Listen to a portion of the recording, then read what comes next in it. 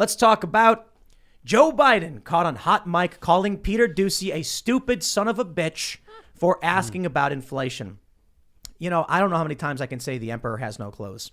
The New York Post reports President Biden called Fox News White House correspondent Peter Doocy a stupid son of a bitch Monday after he asked Biden about soaring inflation.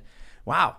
Do you think inflation is a political liability? Doocy asked Biden as the press was ushered out of an event in the White House East Room.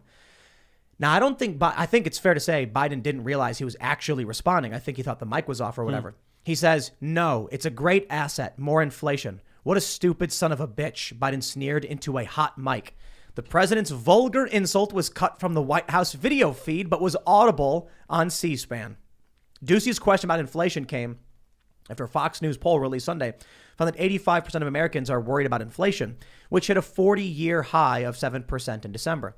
Now, look, Joe Biden, this is a great question from Peter Doocy, because Joe Biden is presiding over massive inflation. Mm-hmm. If he was actually pressed on this in an open setting, not, Peter Doocy like walking out of the room, all the reporters are yelling. Right. Joe Biden would have to deflect or defend rampant inflation. Or say, yeah, it is. What was the phrasing? Is it politically a political liability? For him to say, yeah, it is a political liability, but you got to understand it's bigger than the presidency. Like, he could be honest about it.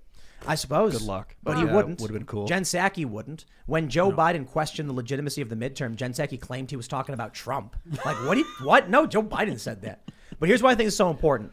Because you've got this from CNN, why inflation can actually be good for everyday Americans and bad for rich people. I think regular people are just every day, it's a bucket of ice water thrown in their face. Oh, yeah. Because imagine you're somebody who's, you're probably not that smart, to be honest, if you believe this stuff from CNN.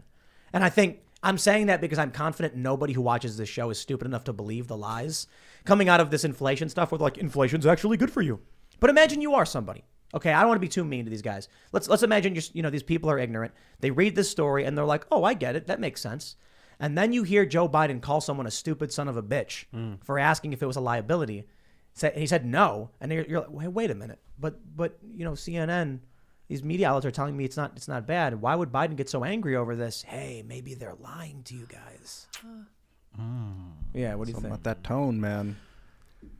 I mean, at the end of the day, whether viewers and readers are politically astute or not, when you go to the store and a pack of bacon that used to cost you $6 now costs $9, and the price of gas is going up. If the price of eggs and milk, if you can even find them on the shelves, I think that's where most people feel it, right? They feel it in their pocketbooks. And a lot of the political debates that are popular in Washington, again, these pocketbook issues are really, I think, what drive voters, particularly if they feel like the president is the one that's causing it. Right. If his policies are causing it, then I definitely think it's a political liability. And I think that's why he responded so sarcastically and saying, oh, no, it's an asset.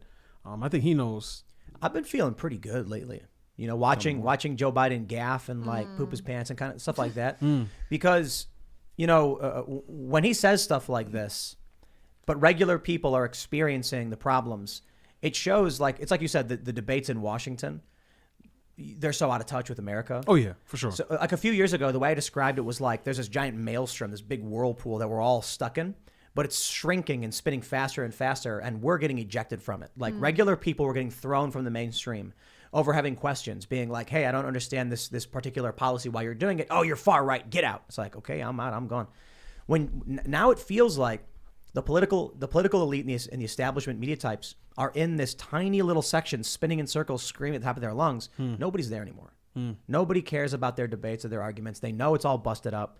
So I was actually going to ask you this. I was going to say, how long until the war in Ukraine with Russia makes everyone forget all about this? But no, that's why I said I've been feeling good, because I don't think they will. I think we're at a point where our generation they're not going to be sucked up into the manipulation through war. You know what I mean? I saw this video of this girl, I think it was in England, crying about the masks and what it had done to her generation. I don't know if you guys, this was devastating. And this is something every human, I think, should see this at some point. But I think that the trauma that's been imposed on people because of this COVID masking mandate stuff is no one will ever forget this, that this is now part of the human experience to see this happen to a society and God willing that we make sure it doesn't happen again unnecessarily. I'm hoping that that's the case. Yeah.